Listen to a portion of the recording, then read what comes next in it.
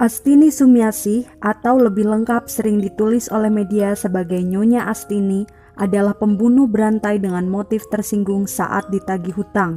Wanita berwajah bulat dan berbadan tinggi itu membunuh kemudian memutilasi 3 korbannya hingga menjadi 10 bagian. Hasil pemeriksaan psikologis dari kepolisian menunjukkan bahwa Astini mengalami gangguan kepribadian.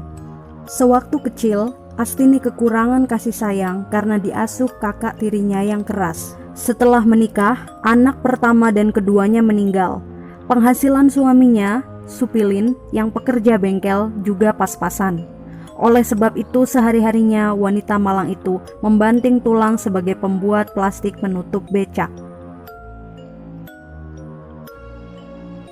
Astini memang terkenal sering meminjam uang kepada tetangga-tetangganya. Kepada Puji Astuti, ia berhutang 20.000. Kepada Ibu Syukur atau Rahayu, ia berhutang 1.250.000. Kepada Sri Astuti Wijaya, ia berhutang 250.000 dan 300.000. Semuanya ditolak untuk dibayar dan membuat si penagih berkata-kata kasar. Inilah yang kemudian menjadi dalih tersinggung saat dihina. Di hadapan polisi, Astini mengaku membunuh korban. Kejadiannya pada bulan Februari 1996. Saat itu, sekitar pukul 16 sore, Puji Astuti datang ke rumah Astini untuk menagih hutang senilai Rp20.000. Namun, Astini belum dapat melunasi utang. Kontan Puji marah dan mengeluarkan rangkaian kata kasar yang menjelek-jelekan Astini. Dimaki-maki Puji, Astini emosi. Ibu 3 anak itu lalu meraih sepotong besi dan menghantamkannya ke kepala Puji. Sesudah korban tewas, Astini menyeret jasad Puji ke dapur dan menutup mayat korban dengan tikar. Sekitar pukul 2 dini hari, tubuh korban dipotong-potong sebanyak 10 bagian. Potongan tubuh itu lalu dimasukkan ke kantong plastik. Astini kemudian membuangnya ke sejumlah tempat sampah dan sungai di Surabaya.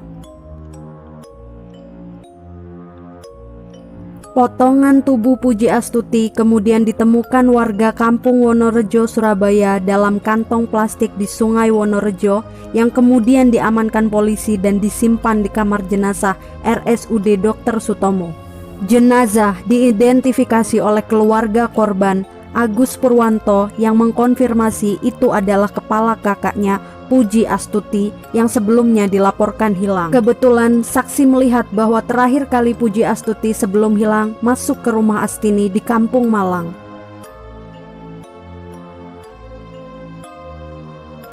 Polisi segera menahan Astini dan menginterogasinya. Di hadapan polisi, Astini juga mengaku telah membunuh Rahayu dan Sri Astuti, 2 tetangga lainnya. Pengakuan Astini menguak misteri hilangnya 2 warga kampung Malang itu.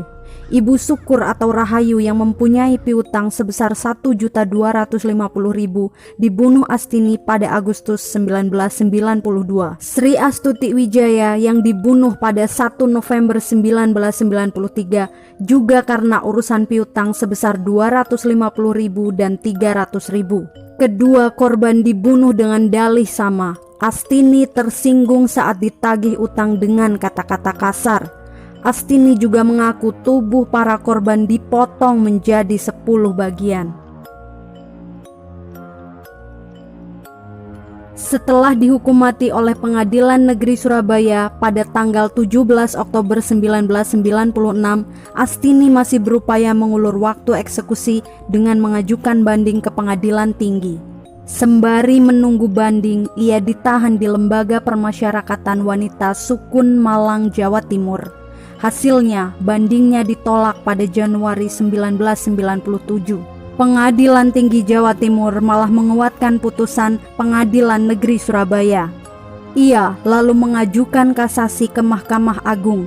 Pada Juni 1997, MA kembali menguatkan putusan tersebut. Ia mencoba lagi PK ke MA yang juga ditolak. Permohonan gerasinya kepada Presiden juga tidak dikabulkan.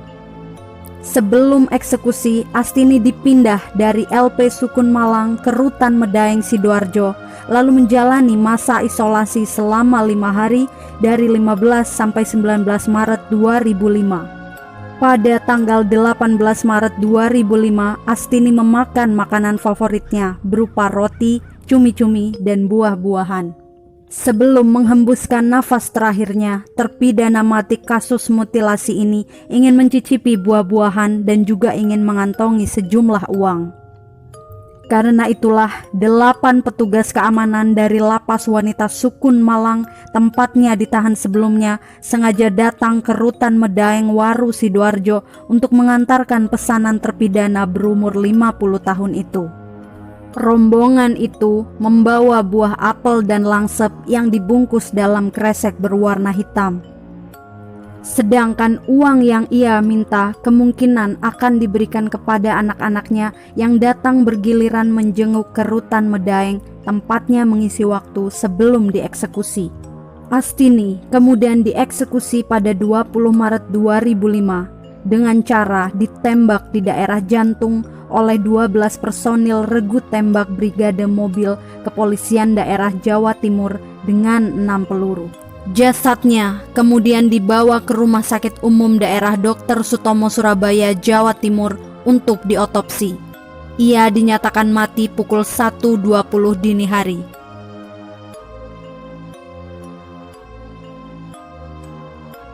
Kasus Astini sering dijadikan pertimbangan ulang terhadap hukuman mati.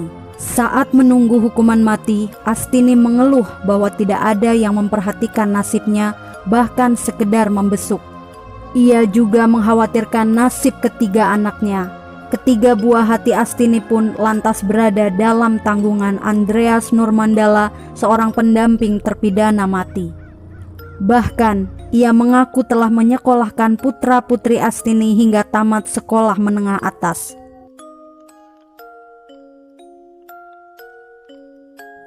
Nuansa horor mewarnai rumah Astini di Jalan Kampung Malang Utara pasca pembantaian yang dilakukan di rumahnya. Sejak kejadian itu, penghuni yang statusnya kontrak mengalami beberapa kejadian aneh. Selain itu, sumur di bagian rumah itu dianggap juga menakutkan oleh warga sekitar. Meski telah ditutup, sumber air yang pernah menjadi tempat pembuangan jaket dan kontak motor milik almarhumah Puji Astuti ini oleh warga dianggap lebih angker. Beberapa bulan setelah keluarga Astini pindah, rumah itu ditempati oleh keluarga Singgan. Beberapa cerita yang tersebar, rumah itu mengeluarkan bau darah amis.